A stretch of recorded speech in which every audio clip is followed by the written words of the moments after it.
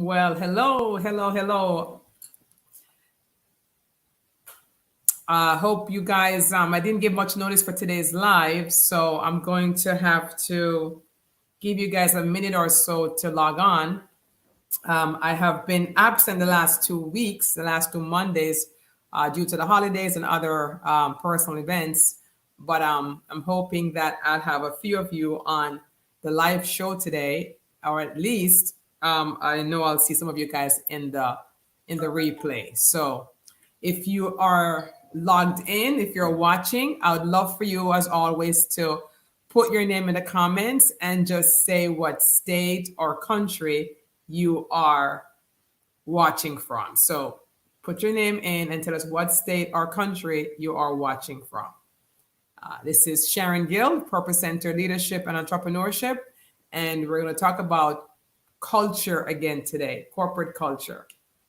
So if you are watching, hey Jack from Georgia, thank you for stopping by. Hi Erica, Miranda, thanks for stopping by. I don't know if you guys caught the title today, but it said, "Why are CEOs hiring people for culture change?" So that's what we're going to talk about today. And is your company in need of a culture change? Because that's just the buzzword I'm seeing across my feed in the job postings. And so I wanted to just talk about it a little bit more. Hi, Crystal. Hi, Militia. Hi, Gina. Glad you guys could pop in. Hi, Carrie from South Florida. Yeah. Hi, P. I won't pronounce that name, but hello from India. Hi, Sid from the UK. Hi, Angela from California. Glad you guys could stop by.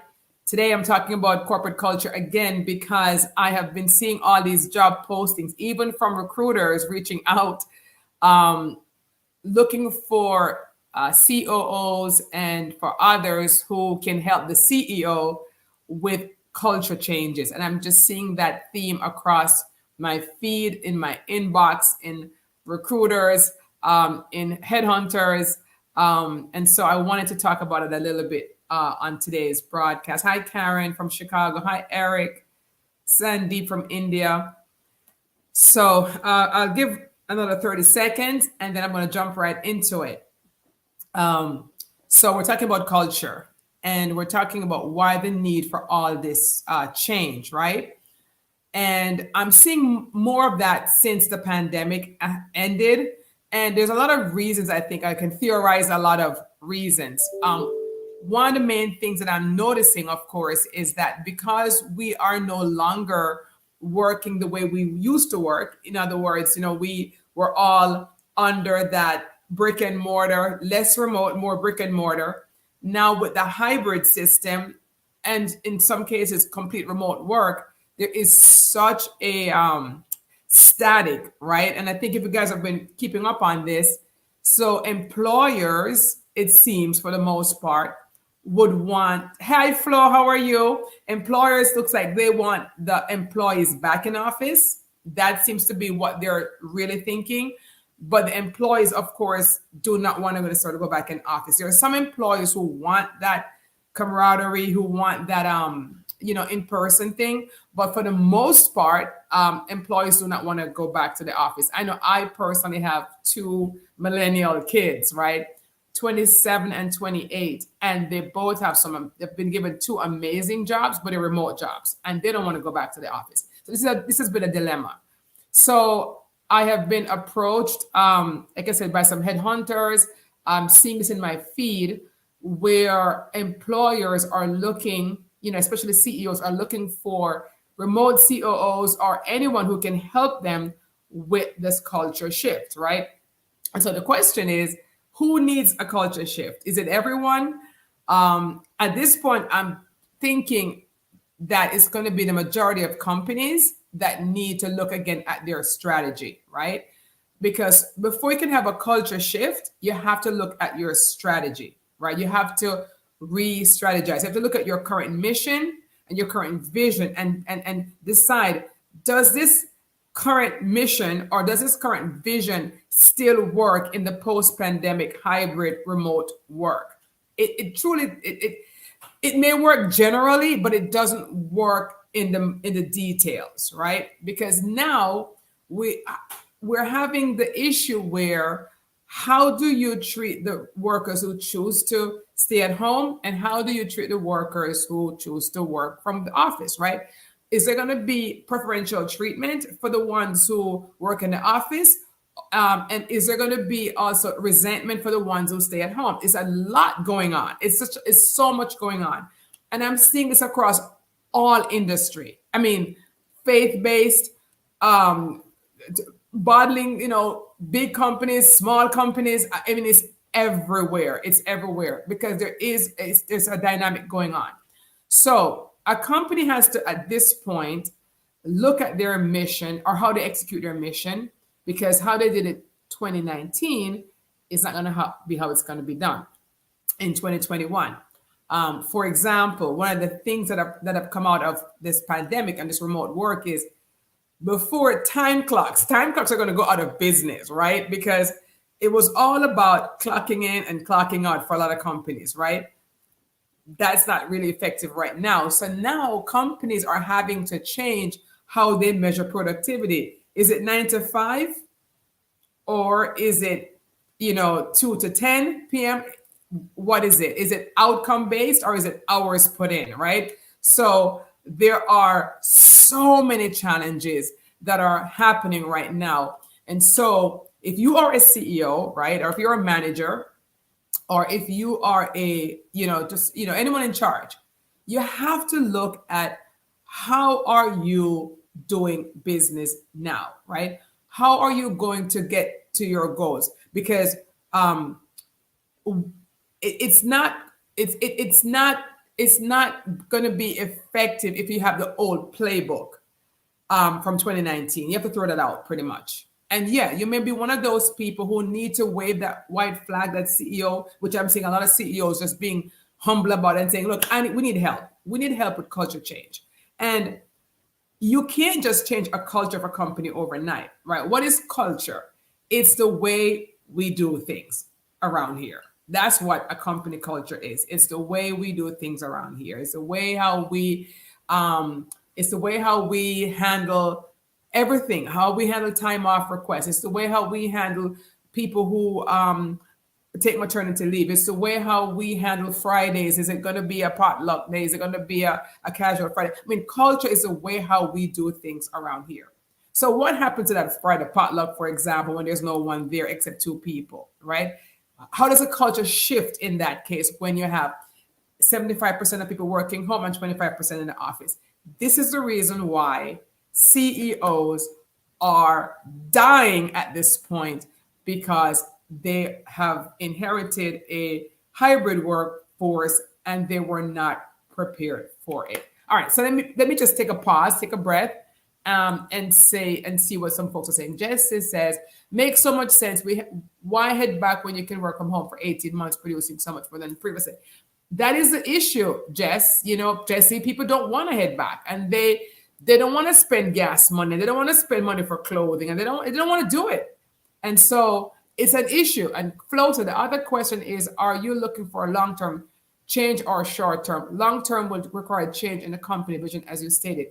And Flo, the truth is, if you are a CEO, right, you're never thinking short-term, right? You're thinking 1 to 5 years. You're thinking 5 to 10 years in your strategic plan. So you got to take out that strategic plan, right? You got to dust it off that shelf again, and you got to say, whoa, our 10-year strategy, which we're now 4 or 5 years in, is not the right trajectory for right now, because it's a whole different staffing situation. Not to mention, right, that it is now an employees market, right?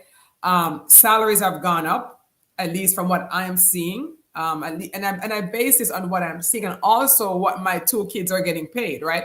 Salaries have gone up. People feel like they have more choices now, right? And so as an employer, the days of inflexibility, right, are over, right? Those days are over. And that's why so many CEOs are saying, hey, culture change, we need help.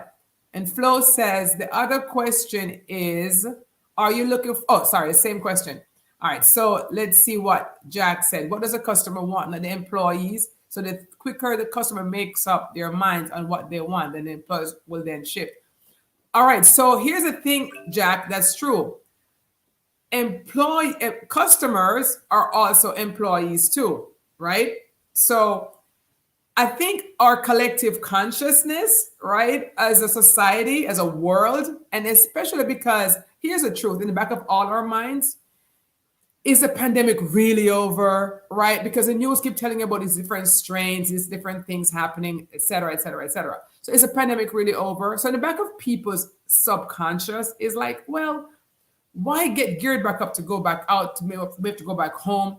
So even the customers are getting more relaxed in getting served from someone on a Zoom call or not in the office. No one's going into the offices anymore to go see clients, right? Or go. I mean, it's a different ball of wax at this point.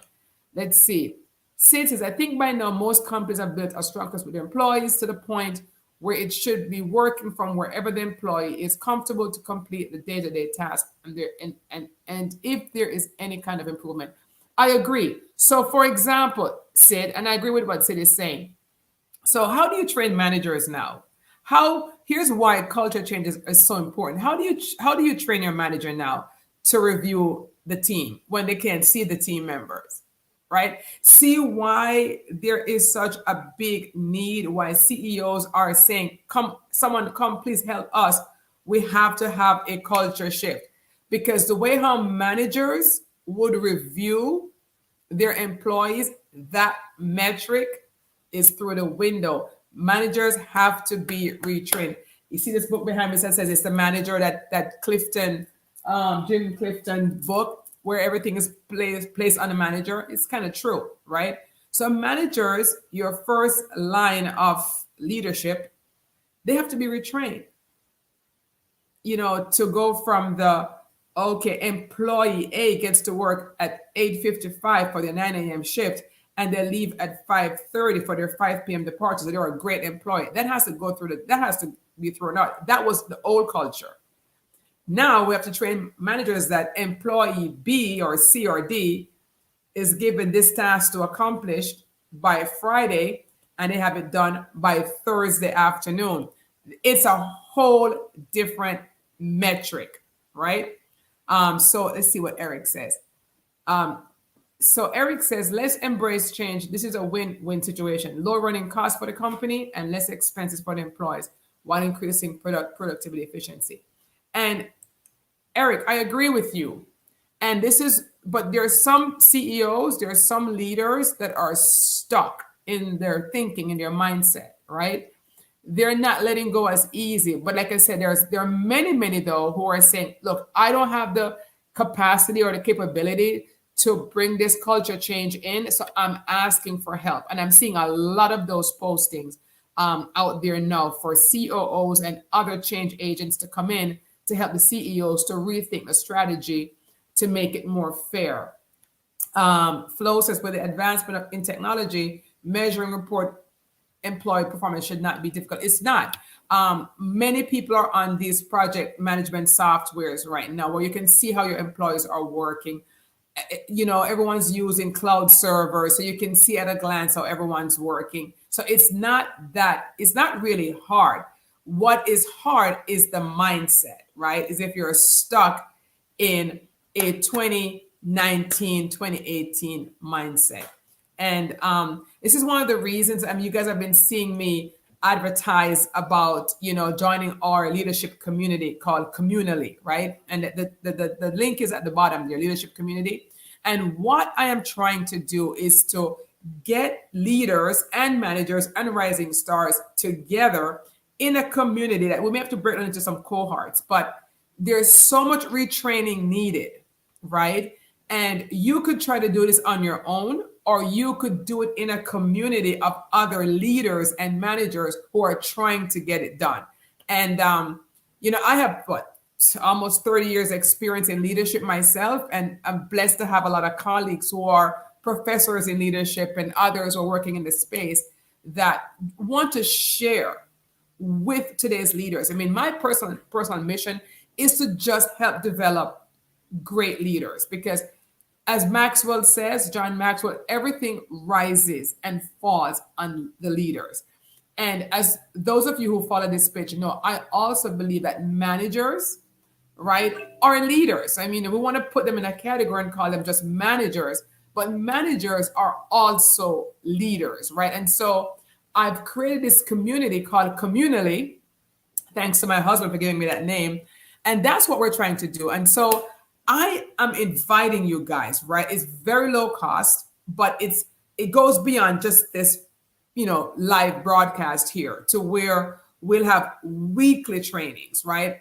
Also, as a certified Maxwell coach and trainer, there's a lot of great leadership resources that he offers that I want to offer to the members of the community group, right? Where you can learn the latest in leadership, plus from my own experience and from the other presenters' own experience. So I hope you guys check out Communally. It's SharonGill.com/leadership community and be part of the 21st century leadership, because leadership in our time is changing. Remember when leadership was changing from authoritarian to more participatory, and that was wonderful, and to servant leadership, and that's wonderful. Now it's like we have this hybrid situation going on, and the leaders really need new skills to work with today's employees. Not to mention too, right? We knew that having the Gen Zs in the marketplace in our place of employment was going to be a challenge regardless. Now, Gen Zs plus post-COVID plus the subconscious fear of another outbreak of some sort. And this is a worldwide problems, my friends. And so leaders have to be so much more agile now, right? So much more adaptable. And that's the reason why I created this community. And so Jack says, I think there are savings for employers when working from home, and that should allow some flexibility. But sales for pest control, construction, manufacturing, and confidential finance, travel, etc., is still not a high percentage that can be done remotely. Those that can shift in financial services and do it well first will gain. Those that do it poorly will lose their customers due to quality concerns. You're right. Not every industry, as Jack says, can pivot as quickly. But even those who can pivot as quickly have to do some type of pivot, right? Even if yes, a pest control person cannot work remote, right? They have to go into people's homes and they have to spray, right? To spray the pest. But that company's back end has to be a little bit more efficient so that they can cut down, for example, cut down on in-person meetings for their workers and have maybe more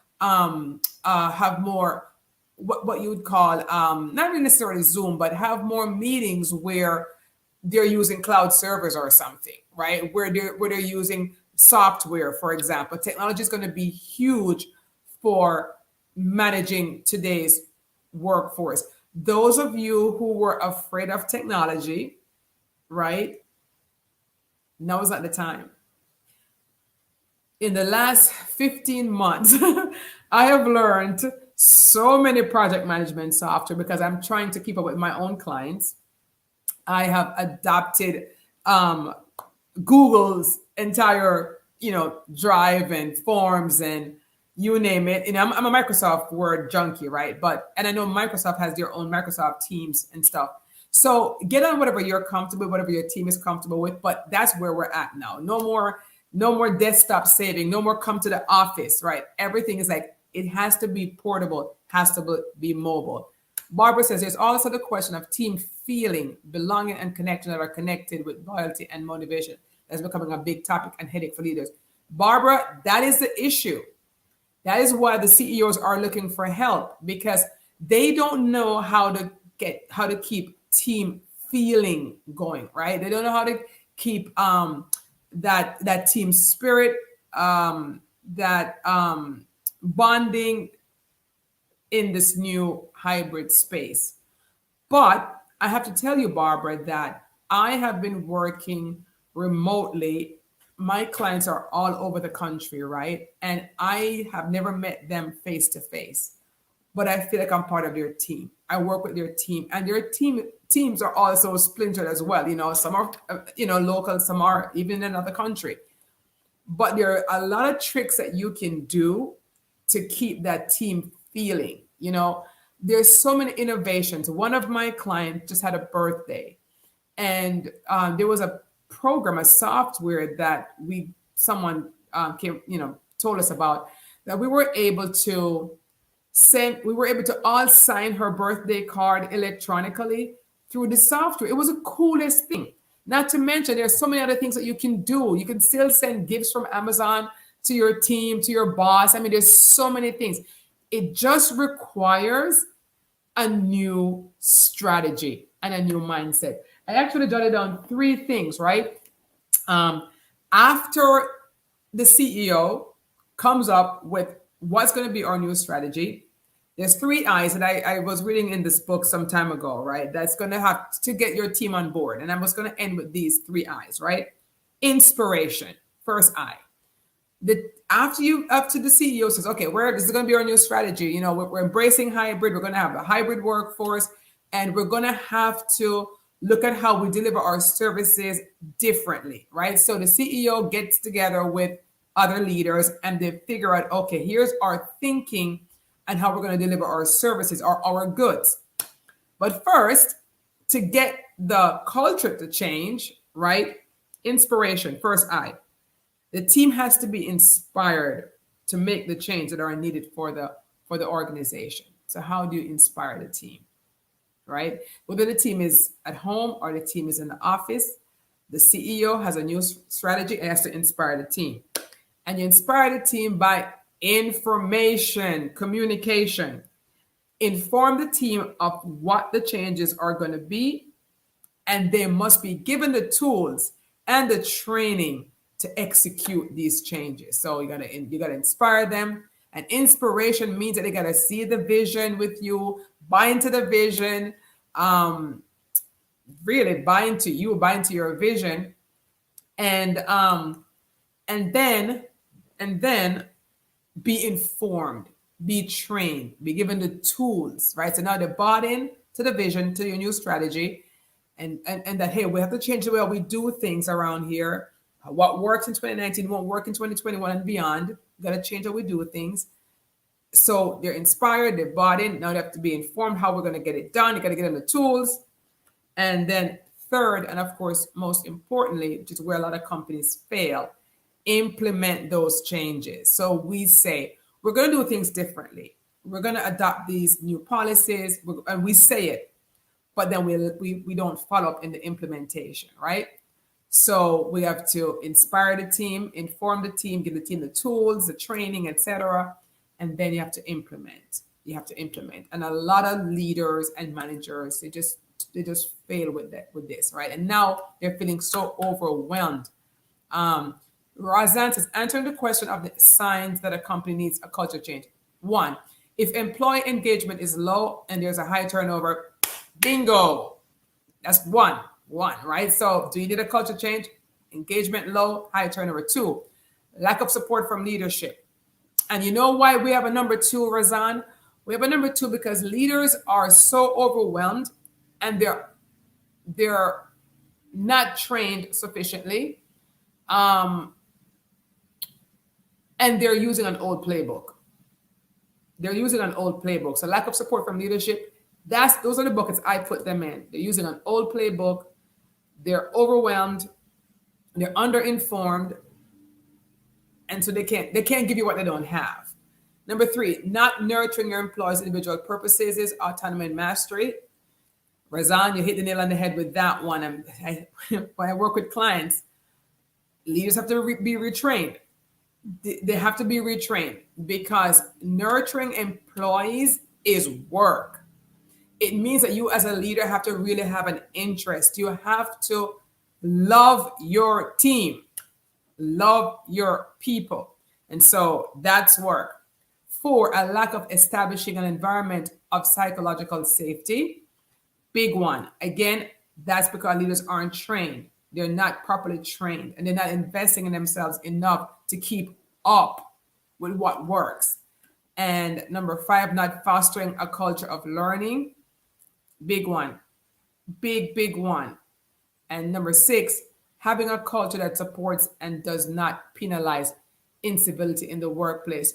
Well said, Razan. Well said. And and it's the reason again why I have, created this group, called community. That is the reason because I'm seeing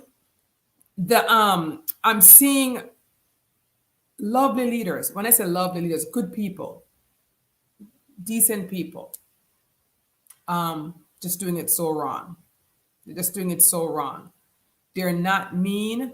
They're not mean spirited. They just don't know. They just don't know. And so I'm at 26 minutes. I said I wouldn't go beyond 30 today. I just wanted to jump on it because I was off for 2 weeks. But I've just been seeing so many requests for corporate culture change. And someone, earlier said, do we need to change or do we need to adjust or modify? Either way, change or modify. Modify might be easier because it's maybe easier to modify. And maybe modification works, but either way, you cannot stay the same. And so I'm inviting, if you're a leader on this call or a manager or someone who works in HR, I invite you to check out what we're kicking off in the next 2.5, 3 weeks. Community is going to be a community that gives training every week, once per week, where we may work in cohorts, depending on how big the group gets, where we will exchange best practices, where either myself or one of my guest, trainers will be in the group teaching on things like culture change, team building, how to create team camaraderie in this hybrid environment, upping your leadership skills, communication skills, right? As Rajan said, how to love your team, how to love your team members, how to show that. When do you need to, maybe add what I would call a chief compassion officer to your team? Because if you may just be a leader who don't have compassion or empathy, right? But recognizing that you don't and getting that into your organization. And so, and a lot of other topics that come up, right? Just in day-to-day leadership. So I will continue to look at your comments in the feed. And I thank you so much for jumping on and joining us. And I hope you guys will check out that link, SharonGill.com/leadership community. I'd love to have you as part of our community group. And I will continue to answer questions after the broadcast ends. If you're watching this and it's not 2 p.m. Eastern on Monday, your team replay. So just do hashtag team replay and I will answer your comments in the feed. Thank you so much. And I will see you guys next Monday. Take care.